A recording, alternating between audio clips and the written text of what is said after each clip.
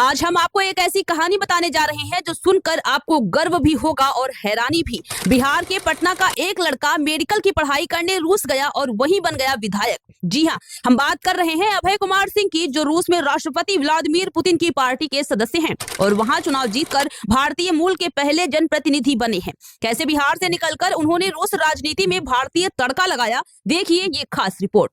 1991 बिहार के पटना का एक छात्र मेडिकल की पढ़ाई के लिए रूस रवाना होता है। उस वक्त शायद उन्होंने भी नहीं सोचा होगा कि एक दिन विदेशी धरती पर जनता का प्रतिनिधित्व करेंगे। लोयोला हाई स्कूल पटना से पढ़ाई और फिर क्रुक्स स्टेट मेडिकल यूनिवर्सिटी से मेडिकल ग्रेजुएशन, यहीं से शुरू हुआ अभय कुमार सिंह की अलग राह। पढ़ाई पूरी करने के बाद अभय कुमार भारत लौटे और डॉक्टर के तौर पर प्रैक्टिस शुरू की, लेकिन किस्मत उन्हें फिर से रूस खींच ले गई।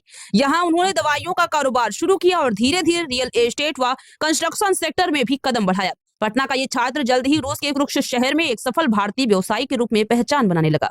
साल 2015 अभय कुमार सिंह ने राजनीति में कदम रखा और सीधे जुड़ गए रूस के राष्ट्रपति पुतिन की सत्तारूढ़ पार्टी यूनाइटेड रूस से।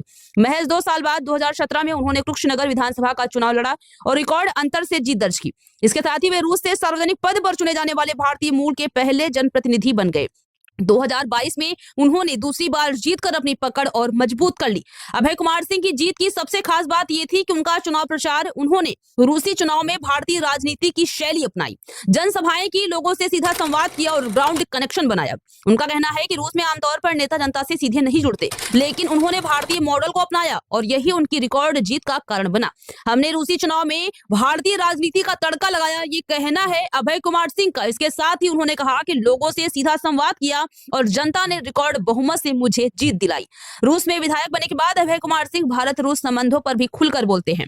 उन्होंने भारत द्वारा खरीदी गई S-400 मिसाइल प्रणाली को बेहद मजबूत बताया। साथ ही कहा कि अगर रूस भविष्य में S-500 प्रणाली भारत को देता है तो ये भारत की रक्षा क्षमता को नई ऊंचाई देगा। अभय कुमार सिंह का मानना है कि रूस में कुशल और अर्धकुशल भारतीयों के लिए काफी अवसर हैं। उन्होंने कहा कि रूस जैसे विशाल देश में वर्कफोर्स की कमी है और भारतीय युवा वहां अपने करियर के नए रास्ते तलाश सकते हैं।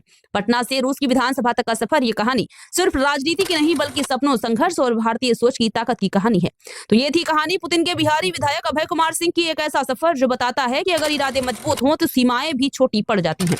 अगर आपको ये स्टोरी पसंद आई हो तो वीडियो को लाइक और पेज को फॉलो करना ना भूलें और अपनी राय कमेंट बॉक्स में जरूर दें।